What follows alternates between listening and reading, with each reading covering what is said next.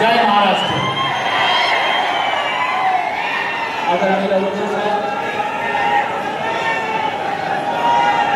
सन्माननीय आदित्य ठाकरे आणि या निष्ठावंतांच्या मेळाव्यासाठी जमलेले हजारो शिवसैनिक. आता येताना जे चित्र पाहिलं आम्ही येताना रस्त्यात, उद्धव साहेबांना मी सांगितलं धाराशिव मध्ये ऑपरेशन पूर्वा सुरू झालेलं आहे.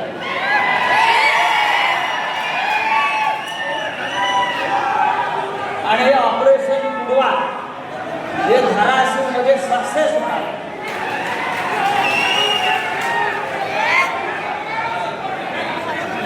कैलास पाटील यांनी सांगितलेलं आहे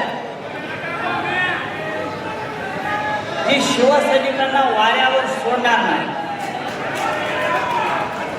कैलास पाटील यांनी सांगितलेलं आहे शेवटच्या श्वासापर्यंत उद्धव ठाकरे साहेबांची साथ सोडणार नाही. त्याबद्दल आम्ही सगळे त्यांचे आभारी आहोत. असा निष्ठावंत आमदार शिवसेनेला आणि उद्धव साहेबांना मिळाले.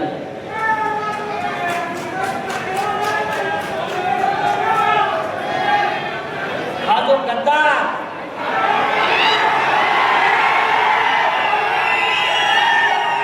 याला मी भामटा आणि सोंगाड्या म्हणतो.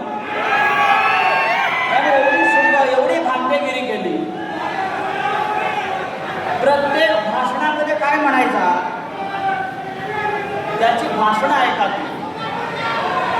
तो म्हणतो मी 2006 साली ग्रामपंचायतीचा सुद्धा सदस्य सुद्धा नव्हतो.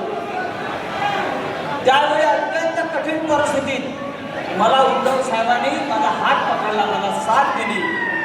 मला एक वेळा आमदार केलं, 2 वेळा खासदार केलं. अशा परिस्थितीत मी पद आणि पैशासाठी उद्धव साहेबांना कधीच सोडणार नाही. माझा काय केलंस गद्दारा, अरे भामट्या, आता काय केलं? हा तुमचा खासदार 100 कोटीला विकला गेला. 100 कोटीला विकला गेला. 100 कोटीला.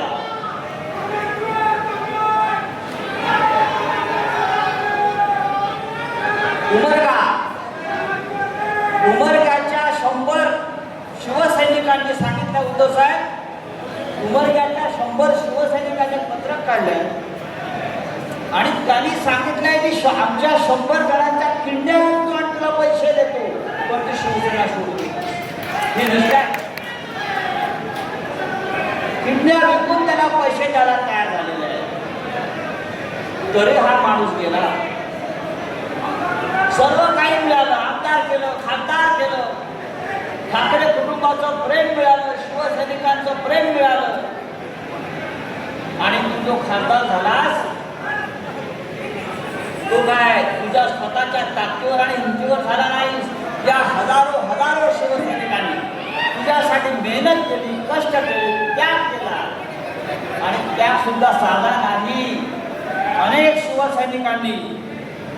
शिवसैनिकांनी आपल्या प्राणांचं बलिदान याला खासदार करण्यासाठी दिलेलं आहे. 7 मे 2024 ला समाधान पाटील, 7 मे 2024 ला भूम तालुक्यातल्या पाटसांगली गावातला शिवसैनिक समाधान पाटीलची हत्या झाली.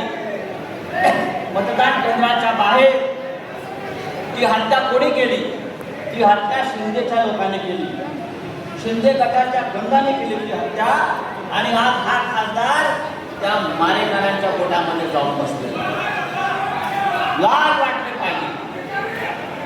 ज्याने तुझ्यासाठी प्राणात, त्याला विचारलंस, त्याच्या आत्म्याला विचारलंस की तू माझ्यासाठी प्राणाचं बलिदान केलंय, तुझी हत्या झाली, मी पक्ष सोडू का?